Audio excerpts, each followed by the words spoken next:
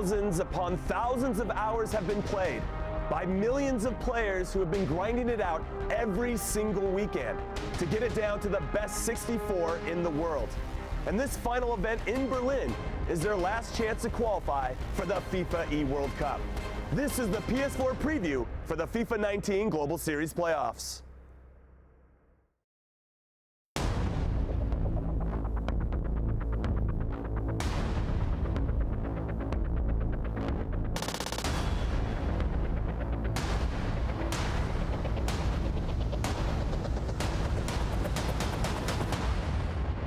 Just like that, blink and you'll miss it. He's done it again. Absolutely perfection. And a fantastic finish once again. Make it two, Eusebio! And Zazinio! It's in!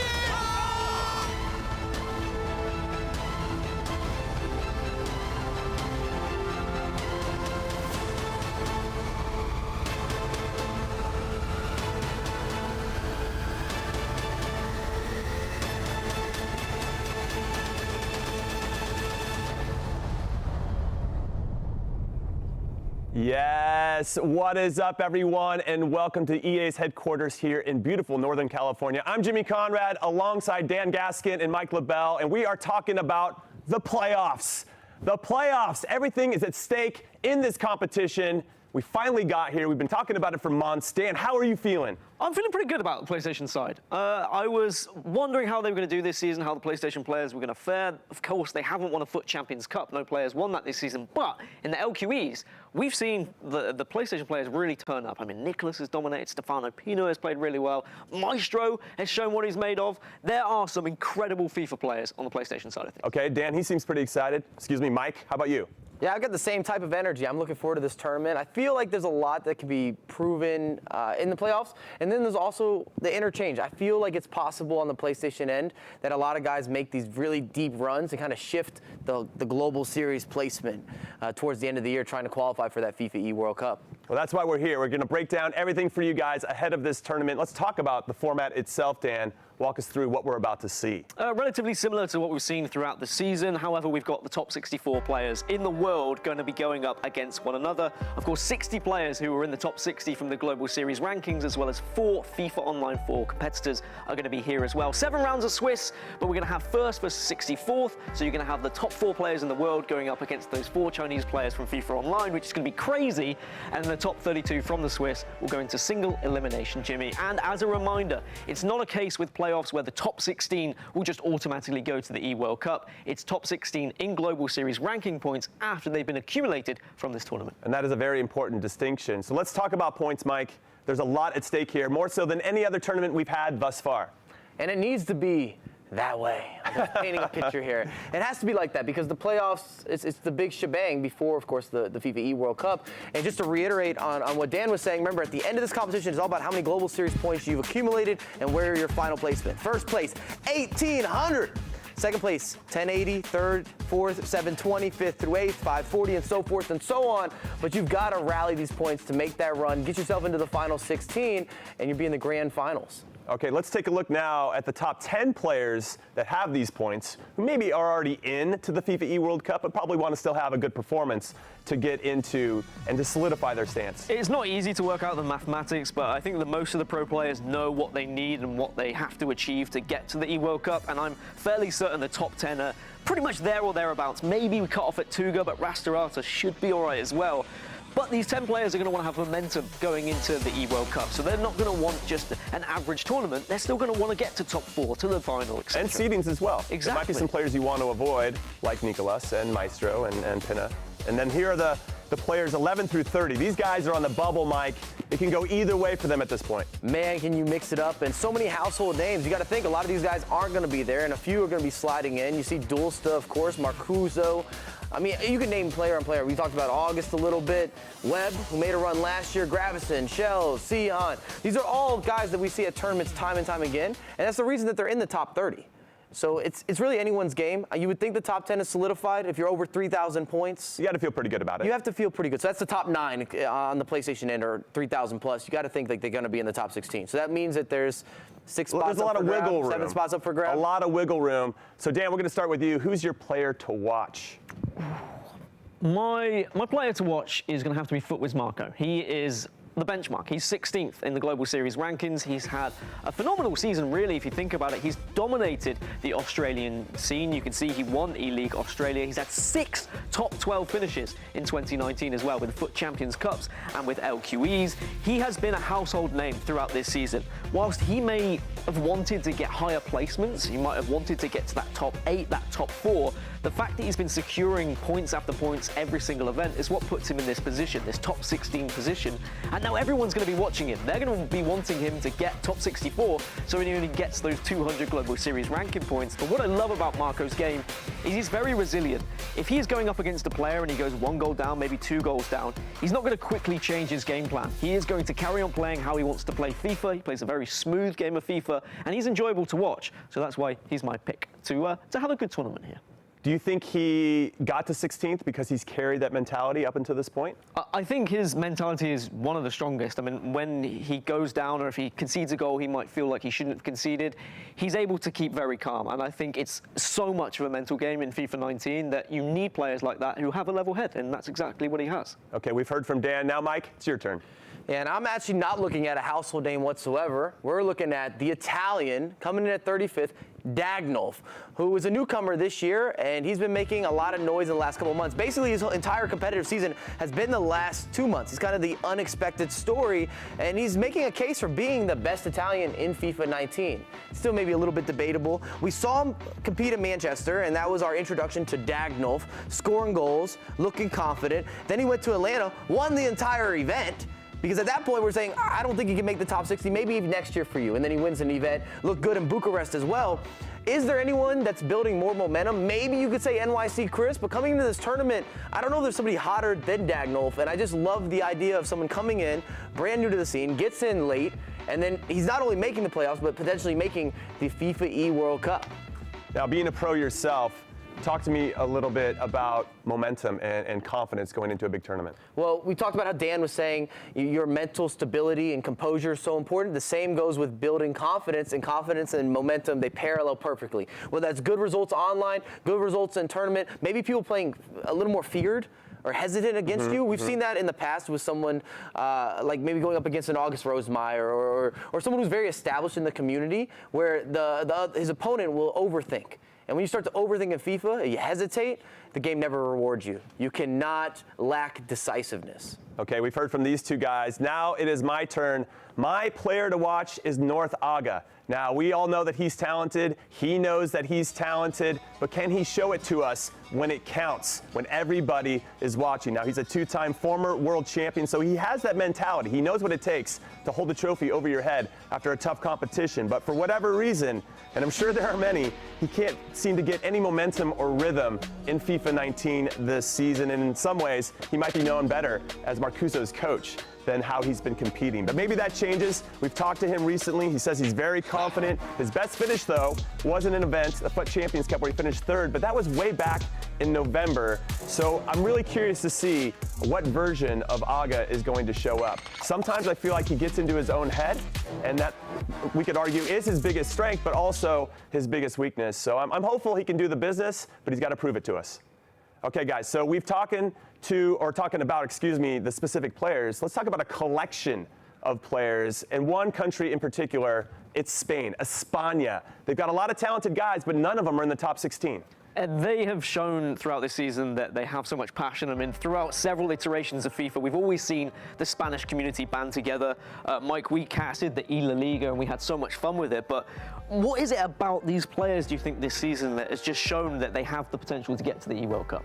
Well, we see glimpses of having that potential. They just haven't had the consistency at events. However, La Liga, we talked about that. We were there.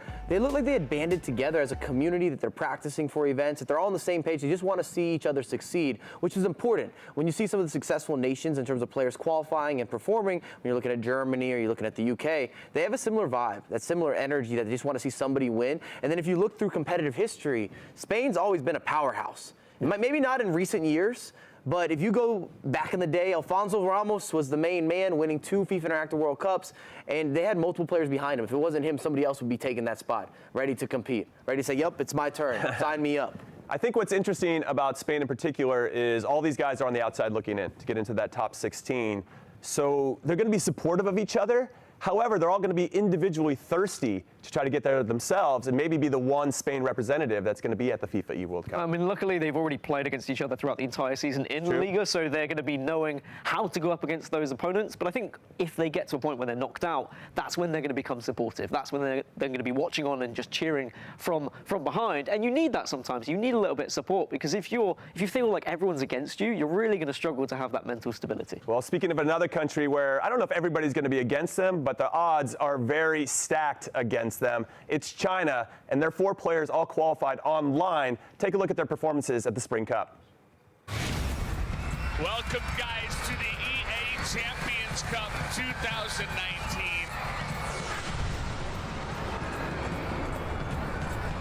I can't wait to get into it. We're going to be crowning a champion for some FIFA Online.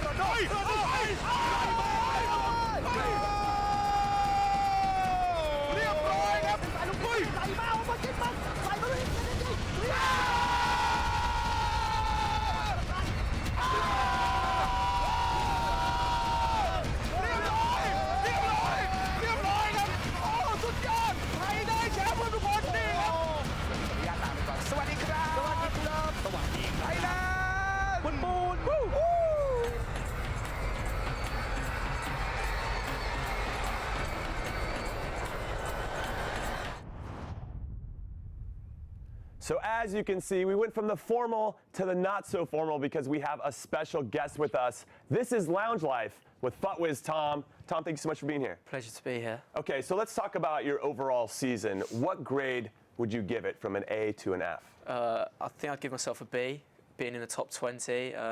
If I managed to get myself in the top 10, I would have given myself an A. But okay, was there any tournament that stuck out for you that if you just had performed better, you would have got into the top 10?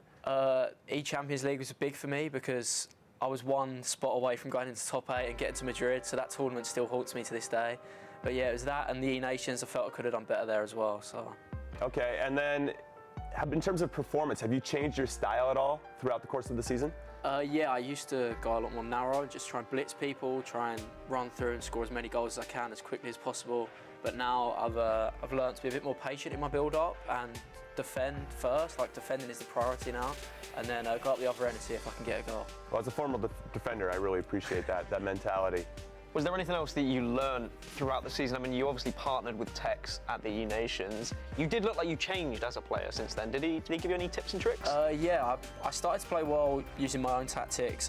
Qualified for the E-Nations, the England qualifier, and the E-Champions League. Then when I met up with Tex, we went to the HQ for a week, and I learned a lot of things on how to play in a different style of play, like using the wings a lot more, when to use skill moves, when to just keep it simple. And yeah, he's taught me a lot, I'll be honest. I mean, he's taught me a lot as well. He taught me to butter with a spoon rather than a knife. He actually taught me that. Very intelligent young man. We're going to bring up the top 10 leaderboard for PS4 as well for you to look at. Yeah. Is there any players that you're looking at in this top 10 that you're like, I really don't want to be going against them? Chris, I played in Bucharest, which is a big one where I was like, oh, yeah, that was really hard, you know. I wouldn't want to play him in playoffs, but for me, the main person I'd want to avoid is definitely Nicholas. And how many times have you faced Nicholas? I can only remember once this season you've gone up against him. Yeah, FIFA 18 played him once, FIFA 19 we drew at E-Nations, but it was definitely one of the toughest games I played this year.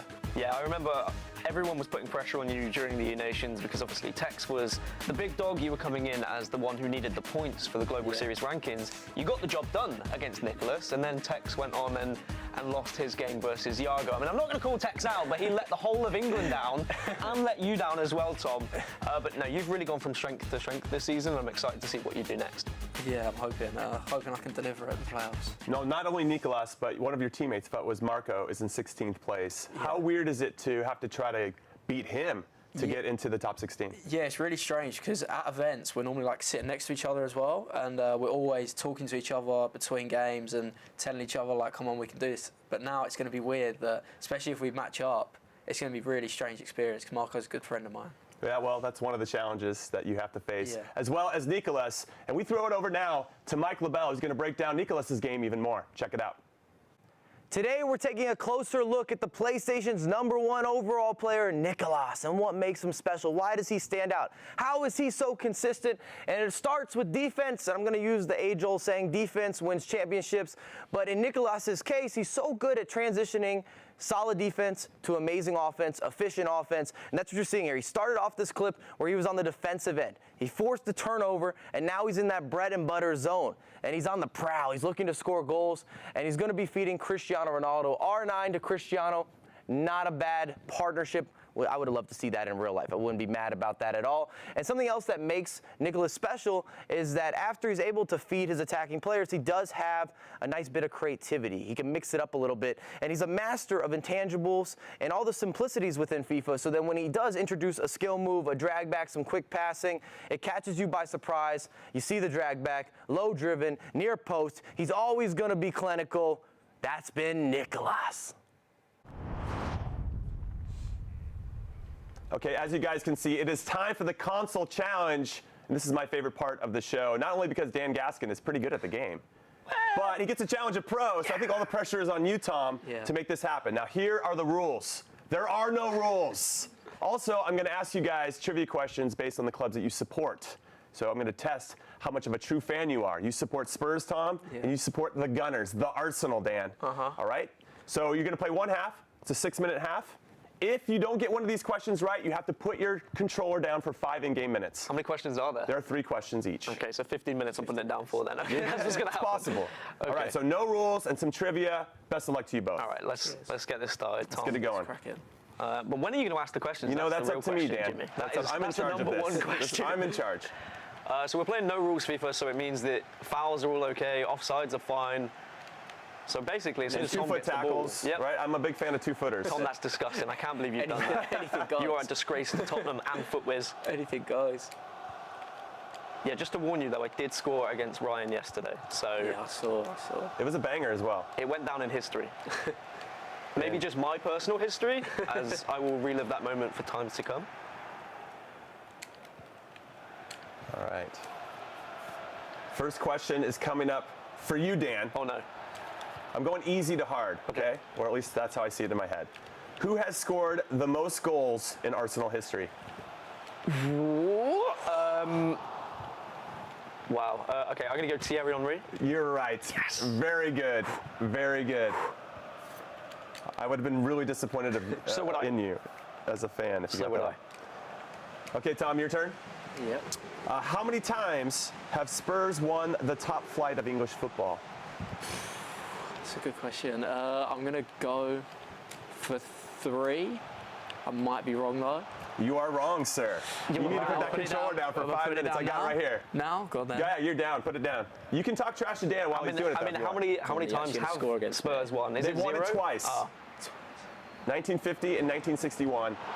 Come on, you can't even score. I can't even score. Come on. Oh my, what is happening here? There it is. We'll take it. There we will it take is. those. Twice they've won top English football. Top flight. Almost, Tom. I see you getting itchy right now. When was that? 1874.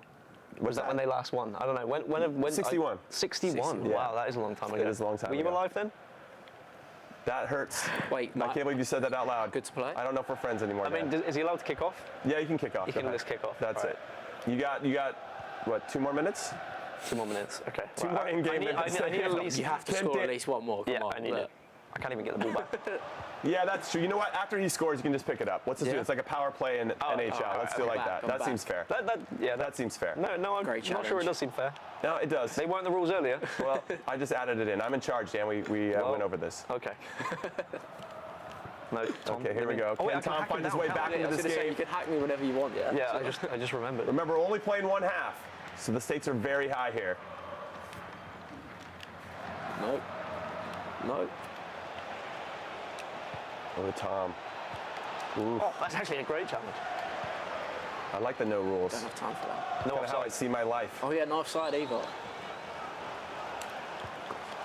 Yeah, no offside, no cards. And I can keep the ball. Oh, you just jinxed yourself. Here we go. Harry Kane. He still goes with the slick black hair. I don't know why he does it, but he does it anyway. Here we go. I just want to get some really That's true. dirty challenges. That's very true. I can't make up rules as I go. I'm just trying to avoid it. How many questions we got left? We got 2 questions each. I'm going to go right now. Back to you, Dan. Are you ready for this? Yep. Which club did Arsenal legend Tony Adams come from before he signed with the Gunners? Ooh, I actually don't know this, but I'm going to go for a wild one. I'm going to go for Coventry. Actually, he was a youth academy. He came up in the Arsenal system. He came. So that's a trick question. It Jimmy. is a trick question. Great, and you thanks. failed it. Brilliant. Well, I scored. Sucks to be you, Dan. So now I can sit back comfortable. Right, okay. So you until what, 28th minute, right? That's right. All I've got to do is run through 28-50. the score, okay. Yes. We can watch this replay though, just to enjoy it, because it's beautiful. That's top Arsenal football. That is. Get it into the box and just slot it bottom left-hand corner. Does that mean Tom gets a trick question now? by the He way? will. Okay. He will. Just checking. We want to take advantage of you, Get myself Dan. in. I trust in Leno and goal. To be fair. Look at this. Nah, no Look. way, there's no Beautiful way. defending.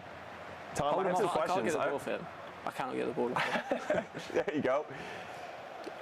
There we go. That's the pass that actually I see from Arsenal. Oh, Yeah, what there a we go. finish. There we go. You're back in. Grab the controller, Dan. Whatever. Whatever. 2-1. Okay. Question now for you, Tom. And since you missed the first one, I'm a little nervous about the second one for you. So, Who is Tottenham's longest-serving manager in the history of the club? And Tim Sherwood is not the right answer. Tim Sherwood's not the right answer. I think he only lasted 28 games. I'll say Bill Nicholson. That is correct. Oh, big Well play. played, Tom. Well played. Well done. 1 question left for you guys, and that'll be coming in a few short minutes. In the meantime, wow. Okay, that is like Wow. Let's go. I mean, I think that was You actually should have to buy him dinner after a tackle like that. Ref wouldn't have given it anyway. Wow.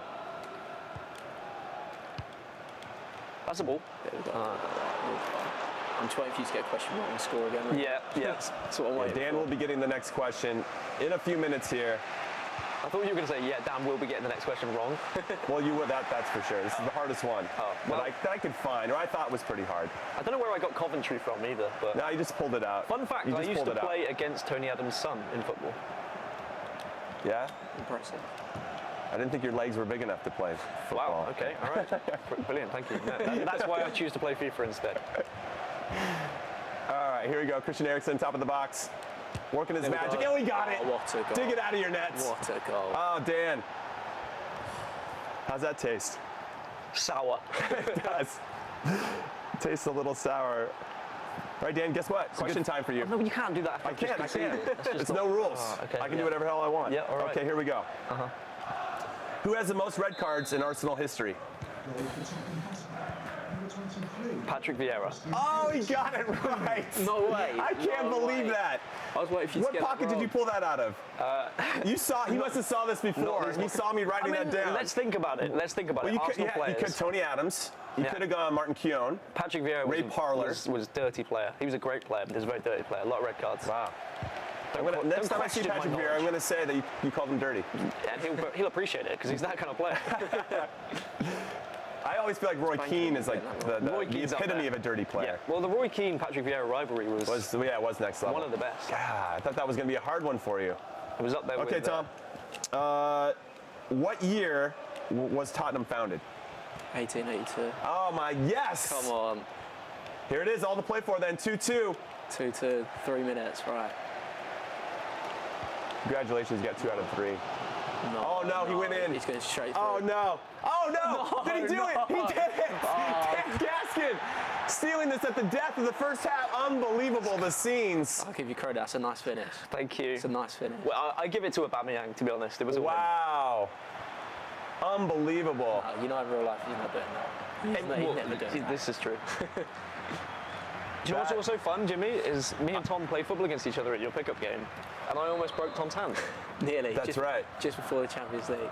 Just before the Champions League playoffs, Tom tackled me and he fell on his I hand. was one that fell over. And I was really worried about it. All right, Tom, you can get an equaliser here. I believe in you. Please don't.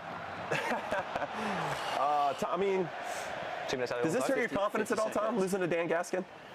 It's a bit of a downer, yeah. It is, I would say. I think what we've I don't know learned if this is here- the confidence builder you need heading into a big tournament. We've learned that FIFA commentators are actually okay. Wow. Yeah, give you credit. A firm handshake. Well played. Dan. Dan, Good game. Good continue game. to surprise me. You're welcome, Jimmy. I'm glad I can surprise you. Okay, and then Tom, thank you so much for your time. Cheers. What's next? How do you train for this upcoming tournament? First, I need to get over this loss, you know. Yeah. And then get I back think a into warm it. hug is in store for you.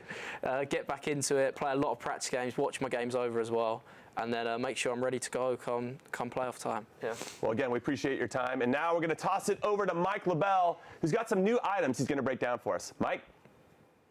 Thanks, Jimmy. And we've seen many familiar faces throughout the competitive season. So let's look at some of the new Team of the Season foot items that could be introduced, that you could see in action throughout the playoffs. And it starts with my man Dumfries, who's relatively similar to DaCosta, and he links with Van Dijk. And because he has that link, you're going to see players include him in the starting 11. There's always been a position that people are looking to fill. Who can I use as the best fullback that can still defend everything that's happening in the air? He's big, he's physical, he has that presence. Then you've got Raheem, the Dream, Sterling, who's going to be used more as a super sub. He is rapid, one of the fastest players. He's going to make a difference, very dynamic off the bench. And last but not least, we have the main man, Cristiano Ronaldo. Not really a surprise there, just the highest rated Cristiano foot item up to this point. So why would you expect him not to be used? Some are saying he's better than the Team of the Year. Some are saying they prefer the Team of the Year. We'll see at playoffs together. And now that you've seen all the new foot items, let's revisit the season that was.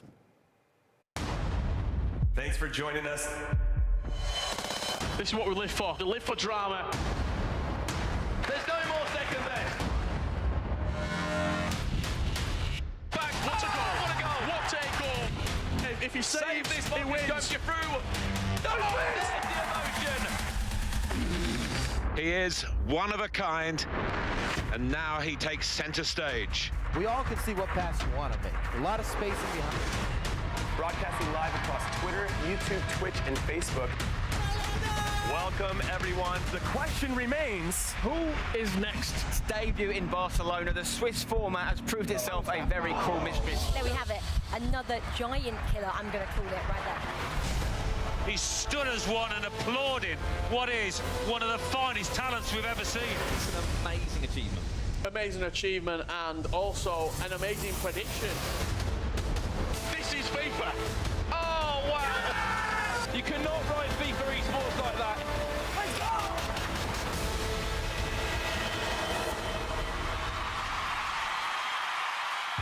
and just so you are aware, all of this action is happening July 12th through the 14th in Berlin, Germany.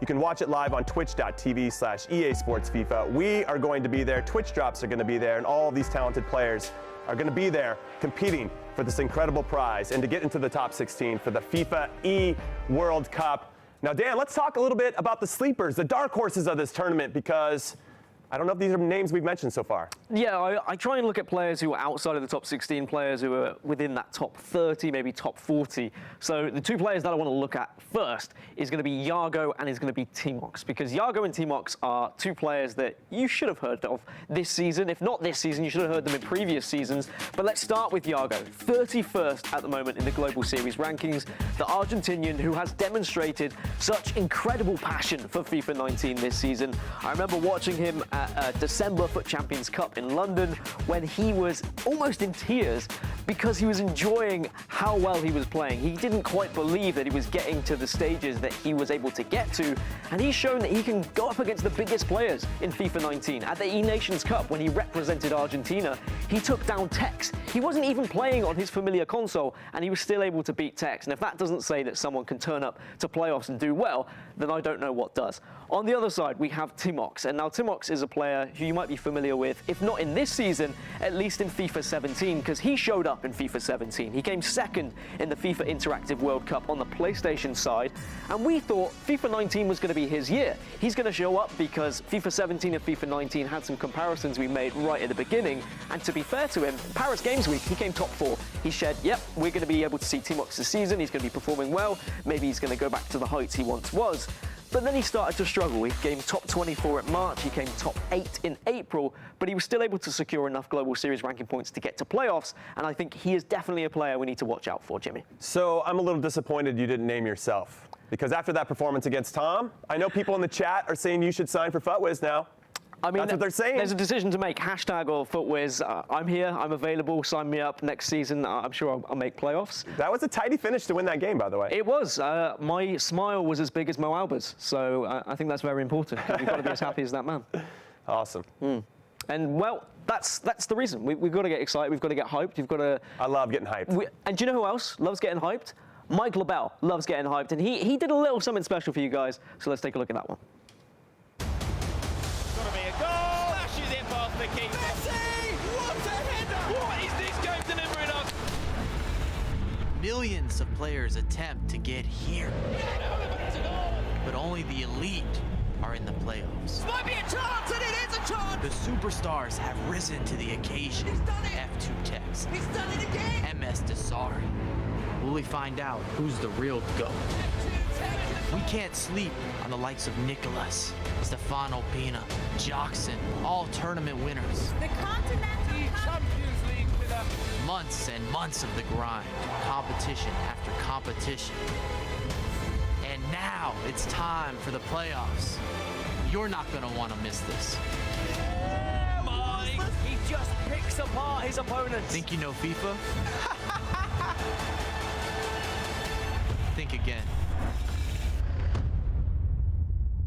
All right, there you go. Another look here at when everything is going down, July 12th to the 14th in Berlin. It's the playoffs for PS4. Now, guys, we have some big matchups I think we need to talk about. 1 through 64, obviously the Chinese players, the online competitors are going against the top 4 players.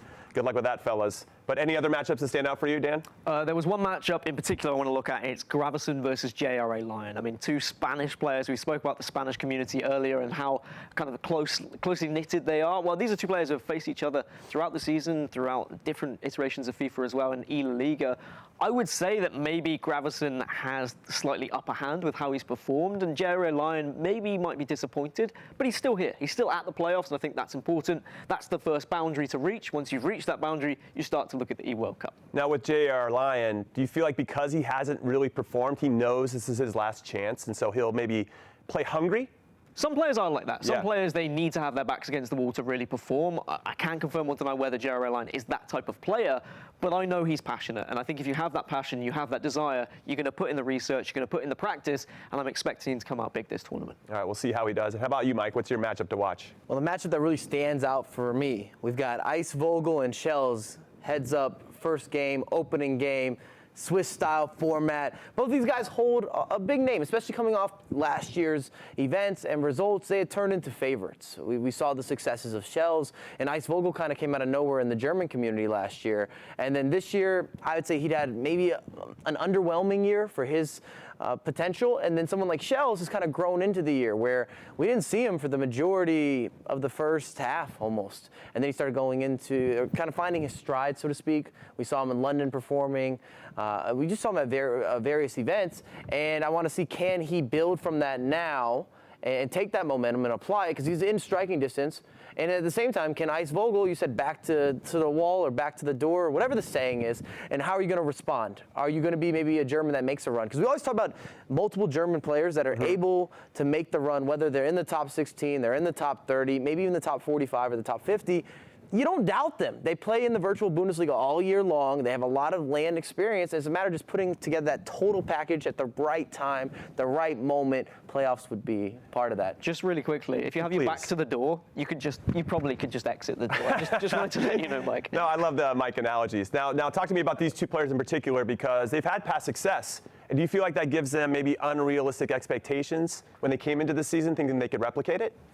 I don't think it's unrealistic expectations, but I definitely think you put yourself under additional pressure. Oh, yeah, maybe it weighs them down a bit. It does, because you feel I'm expected to do this. I can't have an off event. People are expecting me to do this, or to do well, or to succeed, or to beat this person, and then you don't have that result. Or maybe you're not adapting to the game at the same speed that you did in previous years. And at the same time, every FIFA installment that drops will be more suited or more tailored towards maybe certain play styles, so it's up to you to adjust. Okay, those are those two matchups for these guys. Mine is going to be a little off the beaten path. I'm going with Diego G versus Rasta Artur. And I'm picking these two guys in particular because their countrymen get more hype than they do. When you think about Diego, he's from Argentina. So is Nicolas. We talk a lot about Nicolas. And then when it comes to Rasta Artur, he's from Portugal, where his teammate, his E-Nations teammate, Tuga, is so much more animated, so he gets a lot more of the attention, even though Rasta Artur is ranked 10th and Tuga is only ranked 9th. So I really want to see which one performs well in this, and in particular, Diego G, because he finished first in his nation's tournament, the last competitive tournament that he had prior to this event. And I think that's going to give him a lot of momentum, as they say, going into this. Whereas with Rasta Artur, he finished 9th in his nation's tournament. So that's a little bit, I don't know, different sides of the thing. And we know that Diego has his back against the door, as we like to say. You shouldn't doubt South Americans. No, you shouldn't. We don't talk about a lot of the South American players enough until they win events, but every time they travel to any event, whether it's a Foot Champs Major, it's an LQE, it's something in between, they perform. They show up. They're very consistent, even if it's somebody that's not a household name. Okay, so the one question that I have for you, and I know you guys want to hear it too, who do you have winning this tournament? I need some predictions. Usually I go very safe with my predictions, and we've learned that about you, Dan. I will go off statistics, and I'll go off who's highest on the rankings. But I mean, okay, I'm going to go with someone who is very high up. I'm going to go with Mo Alba. I think we're due a good Mo Alba tournament. Whilst he's played very well this season, he hasn't achieved the heights that maybe we've expected him to. And a smile like that, imagine him lifting a trophy as well. It would be glorious. It would match the trophy itself. It's something I want to see. Okay, and then Mike, how about you? Well, I'm going very bold then. I don't think anyone from the top 10 is going to win this event. Wow. So wow. I just have a vibe. Wow. I don't know. I got a feeling a 6th sense or a 7th sense or an 8th sense, whatever it is, Jimmy, because you guys know keep the analogies going. We love it. Keep it going. But I think someone's going to make a run. Somebody's going to really want it. And PlayStation's up for grabs to a certain degree. I feel like if Nicolas doesn't bring his best package, or Stefano Pina, or some of the top guys that we've seen at event after event after event, I think anything can happen here. We've seen Marcuso growing in form. Why not take it a little bit farther? Or someone like August, who's been training with Marcuso. It's been working for him. Why wouldn't it work for August? And so forth. There's so many names that I could throw out there that I think have the potential to win on the PlayStation side. And I just got a vibe. Someone's going to catch fire at the right time. Okay, we're going to have to wait to see if it happens, when it happens, and that's going down July 12th through the 14th in Berlin, Germany. These playoffs for PS4, very exciting. Make sure you watch it live on twitch.tv/EA Sports FIFA. Those are some of the familiar faces that you can see there, and there's that winning smile from Mo Aubameyang. That's Dan's pick to win it all. Now, everybody, we want to say thank you for watching. So on behalf of myself, Mike, Dan, and everybody else behind the scenes that makes us look better than we deserve to be, we will see you for Berlin in a couple weeks. Take care.